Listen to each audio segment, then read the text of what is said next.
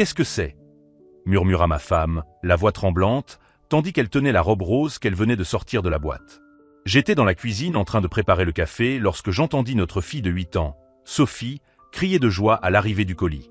C'était un jeudi matin comme les autres, rien ne laissait présager que ce cadeau envoyé par mes beaux-parents allait tout changer pour toujours. « Papa, j'ai reçu un colis. » Sophie avait couru vers moi, les yeux brillants. Son nom était écrit sur l'étiquette dans l'écriture soignée de ma belle-mère. Cette écriture inclinée que je connaissais bien grâce aux cartes d'anniversaire. Ma femme Lisa a ouvert la boîte sur la table du salon, encore en pyjama, tandis que Sophie dansait d'impatience à côté d'elle.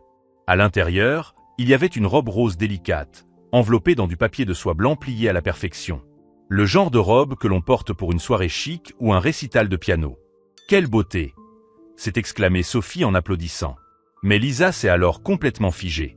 Ce n'était pas un arrêt progressif, ce n'était pas de l'hésitation. C'était comme si quelqu'un avait appuyé sur un bouton pause. Elle restait là, les yeux fixés sur le devant de la robe, avec une expression que je ne lui avais jamais vue auparavant. « Lisa, qu'est-ce qu'il y a ?» ai-je demandé en m'approchant. C'est alors que je l'ai vue. Brodée en lettres cursives blanches, en plein milieu de la poitrine, Little Emma.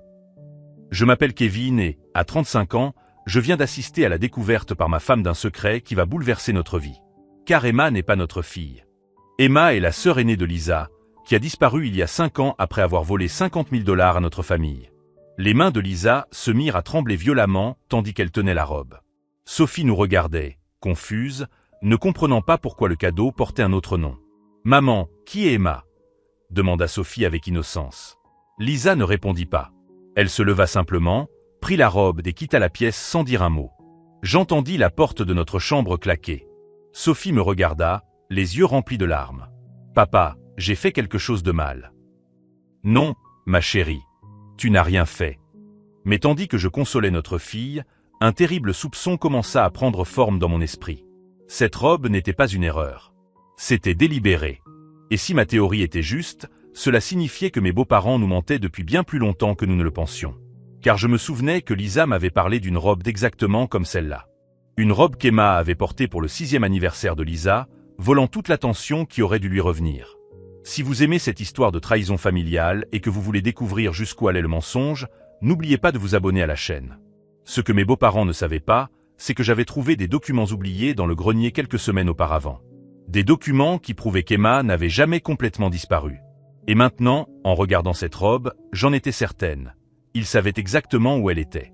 J'ai trouvé Lisa assise sur le bord de notre lit, serrant la robe comme si c'était une bombe sur le point d'exploser. Ses larmes tombaient silencieusement sur le tissu rose. « Tu dois comprendre qui est Emma » m'a-t-elle murmuré lorsque je me suis assis à côté d'elle. Elle n'est pas seulement ma sœur. C'est la personne qui a détruit notre famille. Emma a toujours été la fille parfaite. De 2 ans l'aînée de Lisa, elle avait ce charisme qui poussait les adultes à se pencher vers elle pour l'écouter parler. Elle était danseuse, avait des notes parfaites et pouvait convaincre n'importe qui de n'importe quoi. « Tu te souviens de notre premier appartement ?» a poursuivi Lisa. « Quand on économisait pour le mariage. » Je m'en souvenais. Un appartement minuscule, mais c'était le nôtre. Nous travaillions chacune 2 fois plus pour économiser de l'argent. Emma est arrivée en disant qu'elle avait une opportunité commerciale incroyable. Une marque de vêtements durables qu'elle était en train de lancer. Elle nous a montré un site web professionnel, des photos de produits, et même de prétendus contrats avec des boutiques à Los Angeles. La voix de Lisa s'est durcie. Elle a dit qu'elle avait besoin d'investisseurs, que dans 1 an, elle triplerait notre argent. Elle nous a assuré que c'était sûr, qu'elle avait déjà d'autres bailleurs de fonds qui attendaient. Emma avait une présentation parfaite. Des tableaux Excel colorés, des maquettes de vêtements, même de faux témoignages de clients satisfaits. Lisa et moi étions jeunes, naïves, et Emma était de la famille. Nous lui avons donné 15 000 $. Tout l'argent de notre mariage, a déclaré Lisa, la voix brisée. Mais ce n'est pas tout. Emma avait demandé à Lisa de co-signer quelques prêts temporaires pour développer la production. De petits montants au début, seulement 2 000 ici, 3 000 là. Lisa a tout signé, faisant aveuglément confiance à sa sœur aînée. En 6 mois, elle avait ouvert des comptes de crédit à mon nom. Des cartes dont je ne soupçonnais même pas l'existence. Quand je l'ai découvert, je devais déjà 35 000 $. Mes beaux-parents, bien sûr, ont également été victimes. Ils ont hypothéqué leur maison pour donner 50 000 $ à Emma. Pour garantir le décollage de la marque, avait-elle dit. Pendant un an, Emma a envoyé régulièrement des nouvelles. Des photos de réunions avec des investisseurs, des captures d'écran de commandes en cours, et même une vidéo d'elle dans un soi-disant salon de la mode à Miami. Tout était mensonge. Le dernier message que nous avons reçu était un SMS disant qu'elle déménageait à l'étranger, qu'elle avait besoin des espaces pour s'épanouir artistiquement, a déclaré Lisa avec amertume. Nous n'avons plus jamais entendu parler d'elle. Mais les dettes sont restées. Lisa a vu sa solvabilité ruinée. J'ai dû travailler à 3 emplois pendant 2 ans pour tout rembourser. Notre mariage a été reporté de 3 ans. Nos rêves d'acheter une maison ont été anéantis. Et mes beaux-parents? Ils ont perdu leur maison. Ils ont dû déménager dans un petit appartement et vivre avec une pension minimale. Tu ne comprends pas, dit Lisa en s'essuyant le visage. Pendant toutes ces années, mes parents ont dit qu'Emma avait disparu, qu'ils ne savaient pas où elle était, qu'ils étaient aussi dévastés que nous. Elle regarda à nouveau la robe. Mais cette robe, elle est identique à celle qu'Emma portait pour mon 6e anniversaire. Même tissu, même couleur, mêmes étoiles brodées. Ils ne l'ont pas achetée dans un magasin ordinaire, Kevin. Ils l'ont fait faire sur mesure. L'implication était claire. Pour faire une robe exactement identique, ils devaient avoir l'original comme référence. Et s'ils avaient la robe originale? Ils sont en contact avec elle, ai-je dit, la colère montant dans ma poitrine. Lisa a acquiescé. Et s'ils sont en contact avec elle, cela signifie qu'ils nous ont menti pendant toutes ces années. Pendant que nous luttions pour reconstruire nos vies, pendant que je pleurais en pensant qu'il était arrivé quelque chose de terrible à ma sœur, ils savaient exactement où elle était. Je me suis levé brusquement. Lisa, il faut que tu vois quelque chose. Je suis allé dans le grenier et j'ai rapporté la boîte que j'avais trouvée quelques semaines auparavant. Elle contenait d'anciens documents de mes beaux-parents qu'ils avaient oubliés lorsqu'ils avaient déménagé de l'appartement. Regarde ça, ai-je dit en lui montrant une série de relevés bancaires. Des virements mensuels de $500 vers un compte au nom d'Emma Richardson. Les relevés datent d'il y a 2 ans. Lisa pâlit. Richardson est le nom de jeune fille de ma mère. Et regarde les dates, ai-je poursuivi. Elles ont commencé exactement 6 mois après sa disparition. Il y avait plus. Des cartes postales sans expéditeur, mais avec l'écriture d'Emma. Des photos d'elle sur des plages tropicales, toujours sans montrer son visage, mais avec des détails que Lisa reconnut immédiatement. Ce bracelet, dit Lisa en montrant une photo. Je lui ai offert ce bracelet à Noël 2017. Le puzzle se mettait en place. Emma n'avait pas disparu. Elle vivait confortablement dans un endroit tropical, grâce à l'argent qu'elle avait volé et au virement mensuel de ses parents. Et pendant tout ce temps, mes beaux-parents ont regardé Lisa souffrir, ils ont regardé notre famille se battre financièrement, et ils n'ont jamais dit un mot. Ils nous ont laissé croire qu'elle était morte, a murmuré Lisa. Pendant ce temps, ils lui envoyaient de l'argent tous les mois. C'est à ce moment-là que j'ai pris une décision. Emma nous avait volé notre avenir une fois.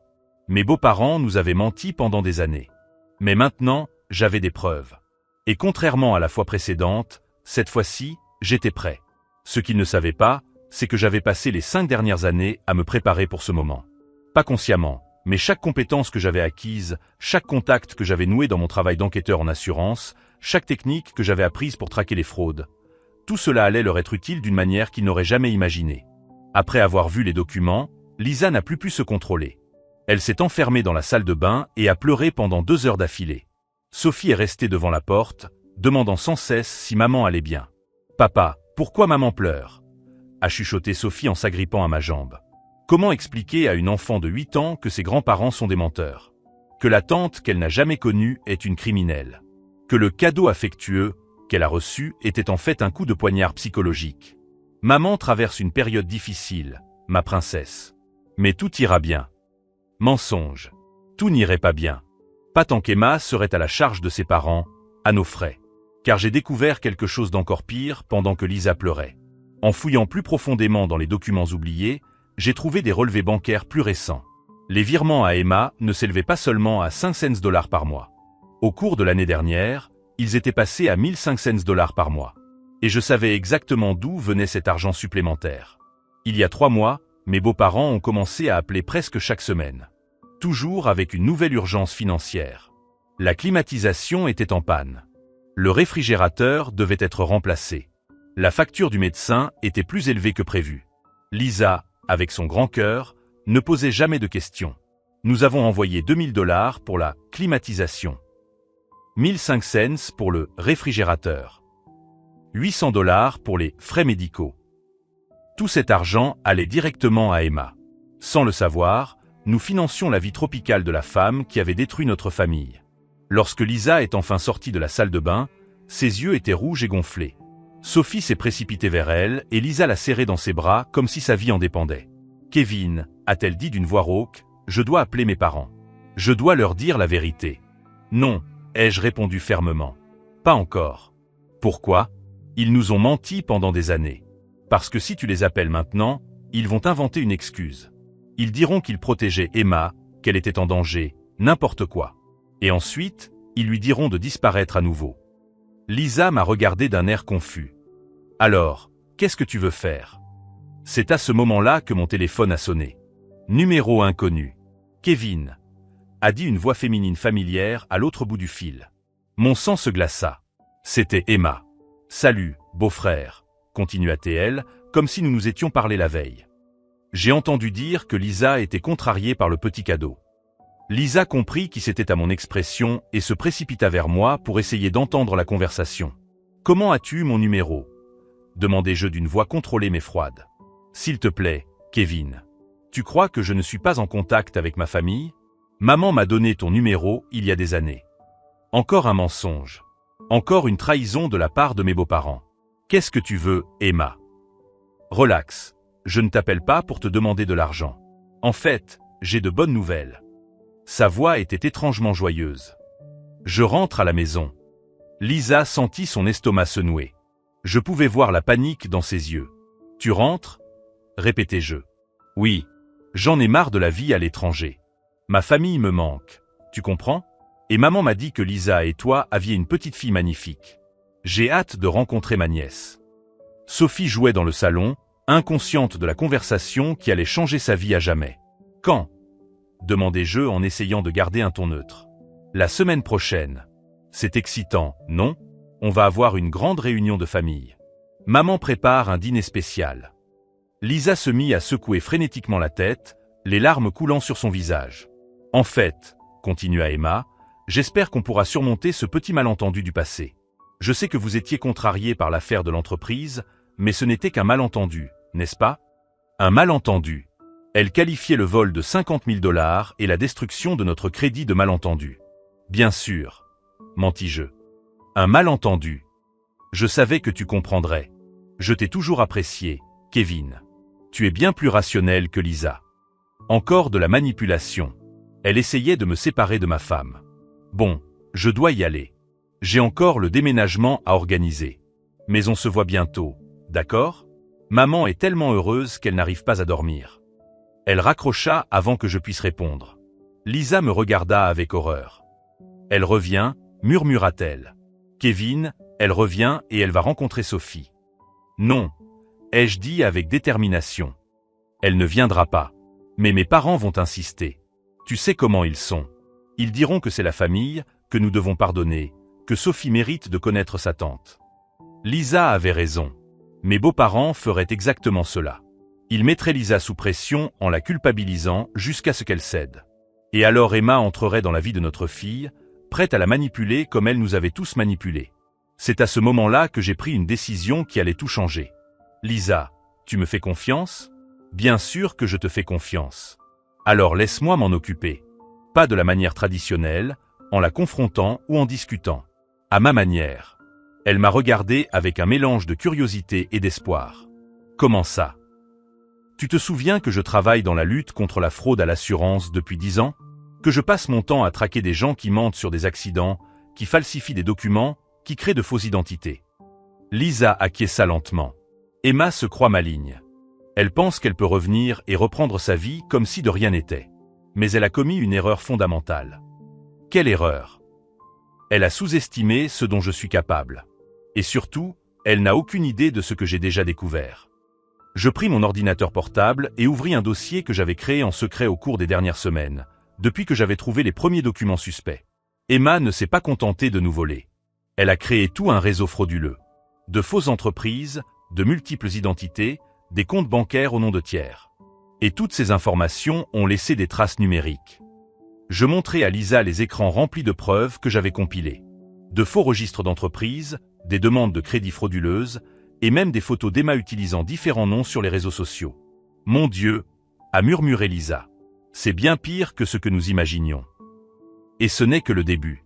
Si elle veut revenir et jouer à la famille heureuse, laissons-la faire. Mais cette fois, elle va découvrir qu'elle joue contre quelqu'un qui connaît toutes les règles. J'ai fermé l'ordinateur portable et j'ai regardé ma femme droit dans les yeux. Emma a détruit notre vie une fois parce que nous étions naïfs. Mais maintenant, j'ai les outils, les connaissances et les relations nécessaires pour renverser complètement la situation. Qu'est-ce que tu vas faire? J'ai souri pour la première fois depuis des jours. Ce n'était pas un sourire heureux, mais celui de quelqu'un qui voyait enfin le chemin vers la justice. Je vais donner à Emma exactement ce qu'elle mérite. Et cette fois, elle ne s'en sortira pas. Ce qu'Emma ne savait pas, c'est que son beau-frère rationnel avait passé les 5 dernières années non seulement à payer les dettes qu'elle avait contractées, mais aussi à apprendre exactement comment fonctionnent les gens comme elle. Et surtout, comment les arrêter définitivement. La guerre était sur le point de commencer. Mais cette fois, j'avais toutes les armes. Au cours des 5 jours qui ont suivi l'appel d'Emma, j'ai transformé notre maison en un centre d'opération silencieux.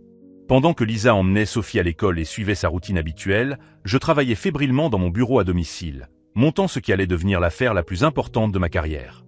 La première chose que j'ai faite a été d'appeler Marcus Chen, mon ancien collègue du FBI qui travaillait désormais comme consultant en sécurité numérique. « Kevin, ça fait longtemps qu'on ne s'est pas parlé », m'a dit Marcus lorsqu'il a répondu. « Qu'est-ce que tu veux ? Tu te souviens de cette technique de traçage numérique que tu m'as apprise ? J'ai besoin de l'utiliser sur quelqu'un de très proche. De la famille ? Ma belle-sœur. Et c'est compliqué. » Marcus est resté silencieux pendant un moment. Il connaissait mon histoire avec Emma de manière superficielle, mais je ne lui avais jamais donné tous les détails. « Envoie-moi ce que tu as. Je vais y jeter un œil. » J'ai envoyé à Marcus tout ce que j'avais compilé sur Emma. Les documents bancaires, les photos des réseaux sociaux, les faux registres d'entreprise. En 48 heures, il m'a renvoyé des informations qui m'ont glacé le sang. « Kevin, ta belle-sœur n'est pas seulement une petite escroque. Elle dirige un réseau international de fraude. » Marcus avait suivi les activités numériques d'Emma au cours des 5 dernières années. Elle ne se contentait pas de vivre d'une plage à l'autre avec l'argent qu'elle nous avait volé. Elle était active, très active. « Regarde ça », m'a dit Marcus pendant notre vidéoconférence. Elle a au moins cette identité différente enregistrée dans 3 pays. Emma Richardson, Emily Roberts, Elena Rodriguez. Toutes avec des documents apparemment légitimes. Les preuves étaient accablantes. Emma avait créé une série de sociétés fantômes, chacune spécialisée dans différents types d'escroqueries. Conseil en développement durable pour les entreprises conscientes. Agence d'influence numérique pour les marques émergentes. Même une prétendue ENG pour la préservation marine. La plus lucrative est celle-ci, a indiqué Marcus en pointant l'écran. Une société appelée Future Éco-Solutions. Elle convainc des investisseurs de financer des projets d'énergie renouvelable dans des pays en développement. L'argent est directement versé sur un compte aux îles Caïmans. Combien d'argent? Au cours des 2 dernières années, environ 1,5 million de dollars. Mon estomac s'est retourné. Emma n'était plus la sœur irresponsable qui nous avait volé 50 000 dollars. Elle était devenue une criminelle sophistiquée, opérant à l'échelle internationale. Et ce n'est pas tout, a poursuivi Marcus. Elle fait l'objet d'une enquête d'Interpol. Un mandat d'arrêt a été émis à son nom en France. Pourquoi? Fraude à l'investissement. Elle a convaincu un groupe de retraités français d'investir toutes leurs économies dans une ferme solaire inexistante au Maroc. Les pièces du puzzle commençaient à s'assembler. Emma ne rentrait pas à la maison parce qu'elle avait la nostalgie de sa famille. Elle était en fuite. La pression montait en Europe et elle avait besoin d'un endroit sûr où se cacher pendant qu'elle réorganisait ses opérations. Et mes beaux-parents, innocents, lui avaient offert exactement cela. « Marcus, j'ai besoin d'une autre chose. Peux-tu retracer des virements bancaires internationaux? Ça dépend. Que cherches-tu? Je veux savoir si mes beaux-parents ont envoyé de l'argent à Emma à l'étranger. Et si oui, combien et où? » 3 jours plus tard, Marcus m'a appelé avec la réponse que je redoutais, mais à laquelle je m'attendais. « Kevin, tes beaux-parents ont envoyé 142 000 dollars à Emma au cours des 4 dernières années. Ils ont fractionné les transferts pour éviter d'être repérés. 142 000 dollars. Plus que la valeur de la maison qu'ils avaient vendue. Plus que toutes leurs économies pour la retraite. Comment ont-ils trouvé autant d'argent? Ai-je demandé. Des prêts. Un refinancement de leur maison. Ils ont même contracté des prêts sur la retraite de mon beau-père. Mes beaux-parents s'étaient complètement endettés pour financer la vie criminelle d'Emma.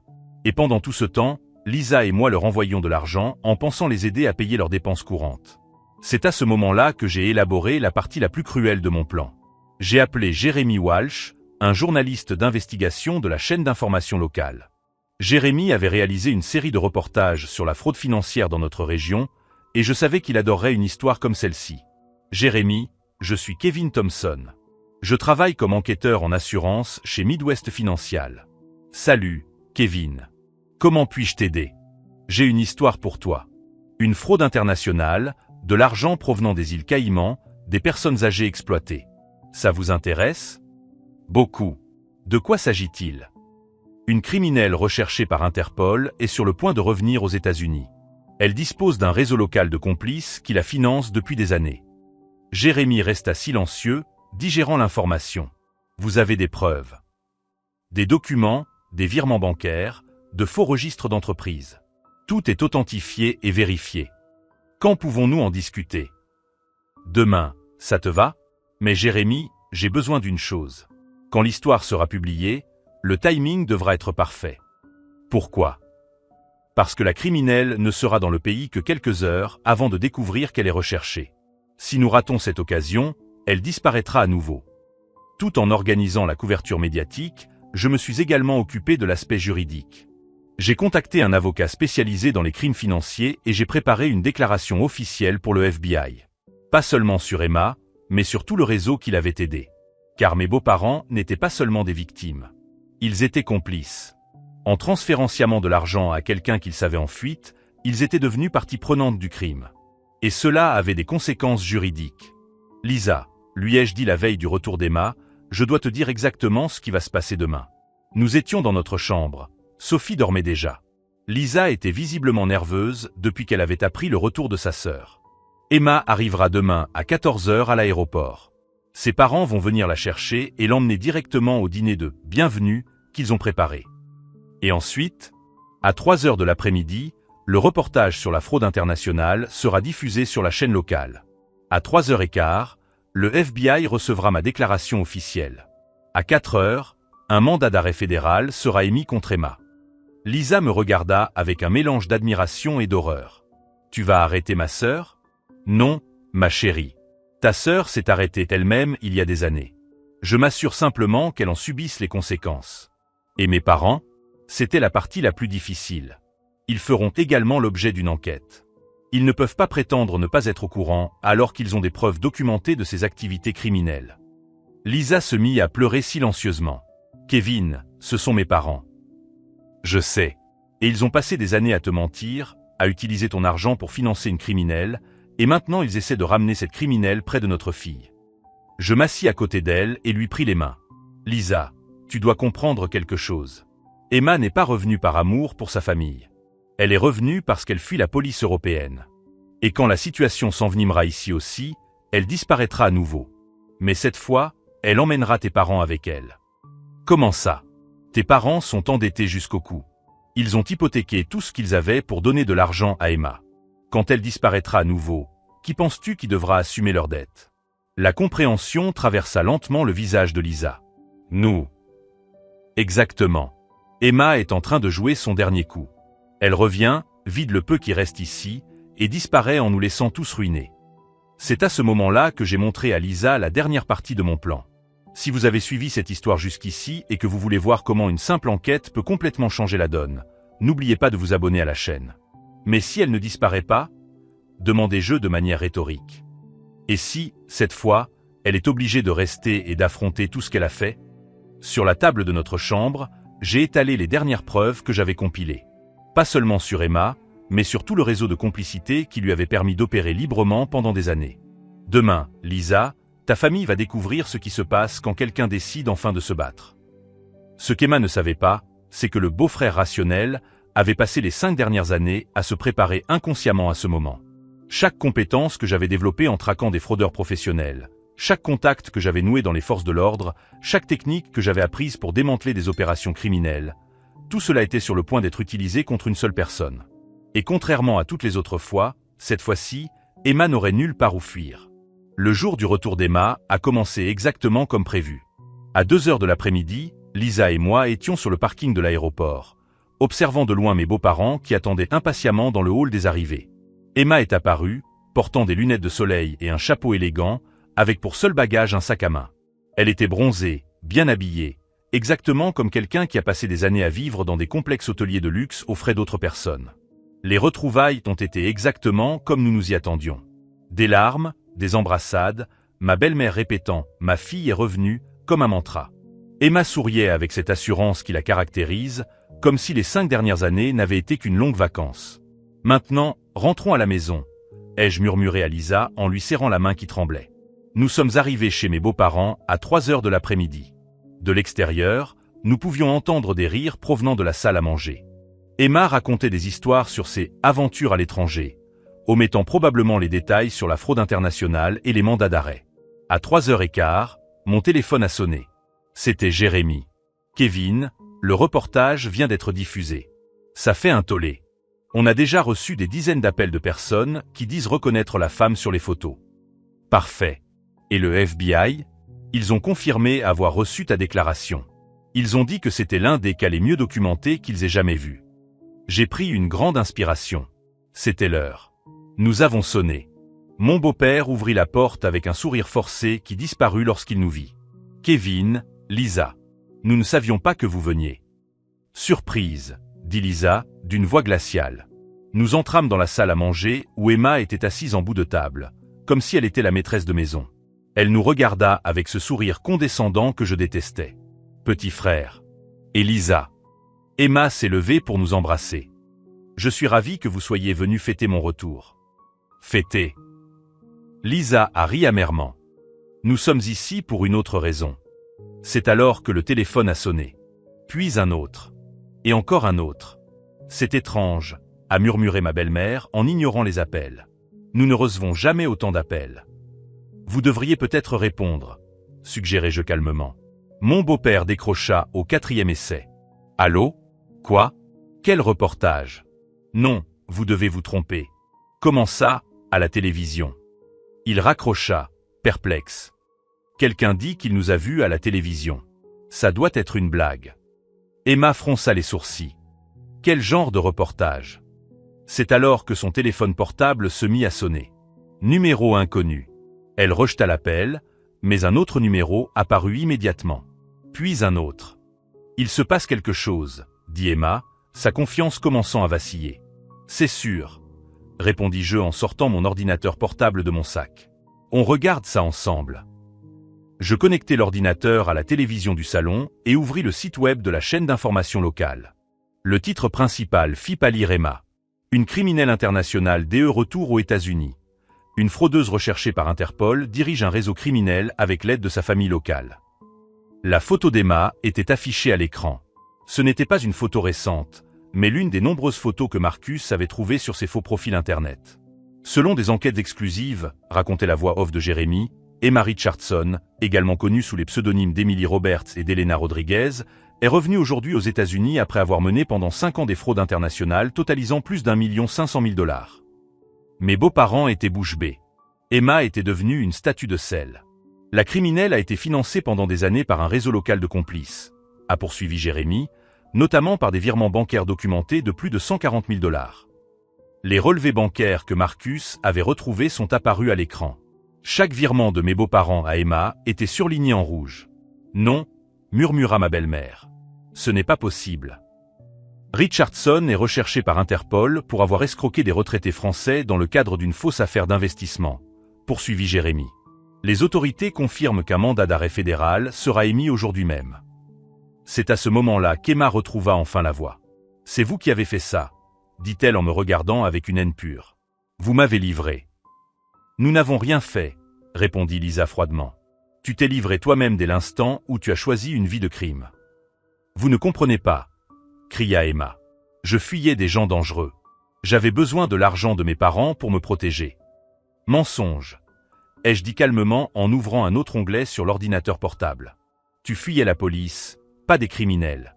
Et quant aux personnes dangereuses. » J'ai montré sur l'écran les photos que Marcus avait trouvées. Emma sur des yachts luxueux, dans des casinos, dans des complexes hôteliers 5 étoiles. Toutes prises au cours des 2 dernières années. Ces personnes dangereuses ont une vie bien difficile, n'est-ce pas? Mon beau-père regardait les documents bancaires à la télévision comme s'il n'arrivait pas à les assimiler. 140 000 $, murmura-t-il. Nous lui avons donné 140 000 $. De l'argent que vous avez obtenu en vous endettant complètement, ai-je ajouté. En hypothéquant la maison, en contractant des prêts sur salaire, en demandant à Lisa et moi d'envoyer de l'argent pour des urgences, qui étaient en fait des virements à une criminelle internationale. Vous le saviez, a dit Lisa, la voix brisée par l'émotion. Vous saviez qu'elle nous avait volés. Vous saviez qu'elle avait détruit ma réputation. Et pourtant, vous avez continué à lui envoyer de l'argent. Ma belle-mère s'est mise à pleurer. C'est notre fille. Nous ne pouvions pas l'abandonner. Mais m'abandonner, ça ne te posait pas de problème, a crié Lisa.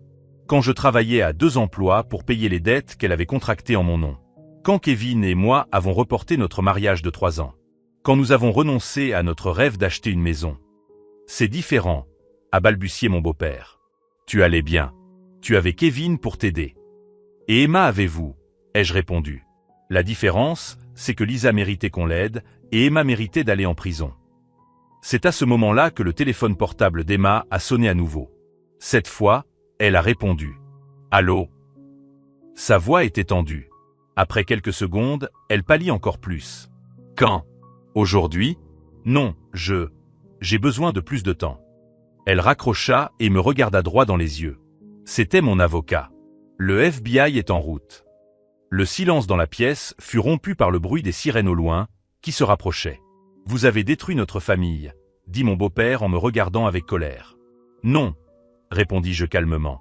Emma a détruit la famille il y a 5 ans. Vous avez détruit notre confiance en nous mentant pendant tout ce temps. Nous avons simplement veillé à ce que la vérité éclate enfin au grand jour. Les sirènes étaient plus proches maintenant. Je dois y aller, dit Emma en prenant son sac. Je ne peux pas rester ici. Où vas-tu fuir cette fois-ci? Demanda Lisa. Dans quel pays? Sous quelle fausse identité? Emma se dirigea vers la porte, mais s'arrêta lorsqu'elle vit les voitures du FBI se garer dehors. Trop tard, murmurai-je. 3 agents fédéraux montèrent les marches du Porsche. Leurs badges brillèrent dans la lumière de l'après-midi lorsqu'ils sonnèrent à la porte. Emma Richardson, demanda l'agent principal lorsque mon beau-père ouvrit la porte. Je suis l'agent spécial Rodriguez, du FBI. Vous êtes en état d'arrestation. Emma tenta un dernier coup. Il y a un malentendu. Je n'ai rien fait de mal. Ma famille peut le confirmer. L'agent regarda mes beaux-parents. Vous êtes Harold et Margaret Thompson. Ils acquiescèrent nerveusement. Vous faites également l'objet d'une enquête pour avoir facilité des opérations criminelles par le biais de virements bancaires internationaux à une fugitive connue. Le monde de mes beaux-parents s'est effondré à ce moment-là. Non seulement Emma était arrêtée, mais il risquait également d'être inculpé. Alors qu'Emma était menottée, elle m'a regardé une dernière fois. « Tu crois que tu as gagné ?» a-t-elle dit d'une voix venimeuse. Mais ce n'est pas fini. J'ai souri pour la première fois depuis des semaines. Tu as raison. Ce n'est pas fini. C'est fini pour toi depuis 5 ans. Tu viens seulement de le découvrir. Les agents ont emmené Emma dans la voiture. Les derniers mots que je lui ai entendus ont été « Papa, aide-moi ». Mais mon beau-père est resté immobile sur le Porsche, regardant sa fille préférée être emmenée. Lorsque les voitures du FBI sont parties, mes beaux-parents se sont tournés vers nous avec un mélange de haine et de désespoir. « Vous avez fait ça exprès », a accusé ma belle-mère. « Vous avez tout planifié. » « Oui, ai-je répondu sans hésiter. Parce que vous n'auriez jamais dit la vérité de votre plein gré. Maintenant, Emma va aller en prison et nous allons faire l'objet d'une enquête. Vous êtes content? Lisa a regardé ses parents avec une profonde tristesse que je ne lui avais jamais vue auparavant. Je ne suis pas heureuse, a-t-elle dit doucement. Je suis enfin libre. Ce qu'aucun d'entre nous n'avait prévu, c'est qu'Emma avait gardé une dernière carte dans son jeu. Une carte que nous n'allions découvrir que le lendemain, lorsque les avocats sont arrivés avec des documents prouvant que le tissu de mensonges était encore plus dense que nous ne l'imaginions. Le coup de grâce d'Emma a été révélé le lendemain, lorsque son avocat s'est présenté à notre porte avec des documents prouvant une vérité encore plus dévastatrice.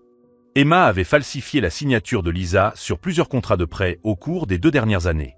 En utilisant des informations que mes beaux-parents lui avaient fournies sur notre situation financière, elle avait réussi à obtenir des crédits au nom de ma femme à notre insu. 38 000 $ de dettes dont vous ne soupçonniez même pas l'existence, nous a expliqué l'avocat. Votre belle-sœur est plus rusée que nous le pensions. » Mais cette fois, j'étais prêt. Marcus avait retracé toutes ses opérations frauduleuses quelques semaines auparavant.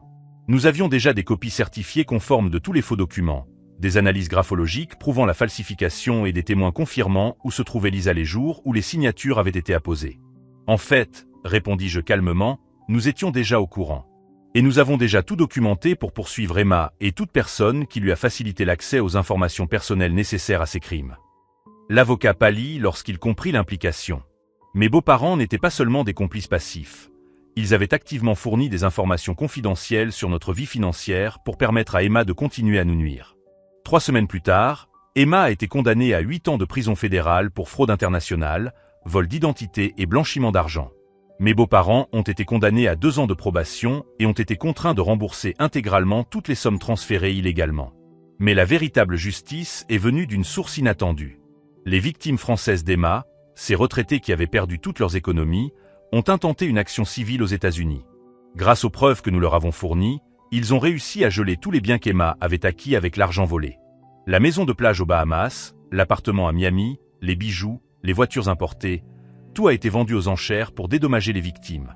Emma est sortie de prison 8 ans plus tard sans un sou et avec un casier judiciaire qui l'empêcherait de trouver un emploi dans toute entreprise respectable.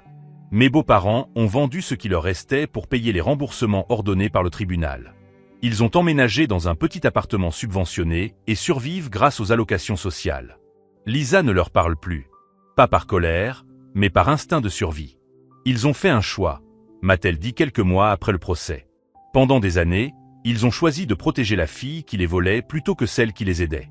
Maintenant, ils vivent avec les conséquences de ce choix. Sophie, notre fille, a grandi sans jamais vraiment connaître cette partie toxique de la famille. Quand elle pose des questions sur ses grands-parents, nous lui expliquons simplement que certaines personnes font des choix qui les éloignent des personnes qu'elles aiment. La transformation la plus impressionnante a été celle de Lisa. Pendant des années, elle a porté le poids de la culpabilité de ne pas être assez bien pour ses parents. Après tout ce qui s'est passé, elle a enfin compris que le problème n'avait jamais été elle. « Tu sais ce qui est le plus incroyable ?»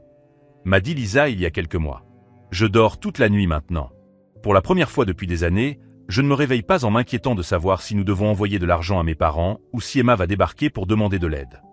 Nous avons acheté notre première maison 2 ans après le procès. Une belle maison avec un grand jardin où Sophie peut jouer sans craindre que des visiteurs inattendus lui apportent des robes roses brodées avec le mauvais prénom. Dans le tiroir de mon bureau, je garde une photo d'Emma menottée ce jour-là. Pas par vengeance, mais comme souvenir. Pour me rappeler que des personnes comme elle comptent sur notre passivité, notre tendance à maintenir la paix, même lorsque nous sommes lésés. Ce que j'ai appris au cours de ce parcours, c'est que la véritable force ne vient pas de l'acceptation silencieuse des injustices. Elle vient de l'utilisation de vos compétences, de vos connaissances et de vos ressources pour protéger ceux que vous aimez des personnes qui choisissent de nuire aux autres. Emma pensait pouvoir revenir et continuer à manipuler notre famille parce que nous avions été passifs auparavant. Elle ne comptait pas sur le fait que 5 années nous avaient donné le temps de grandir, d'apprendre et de nous préparer.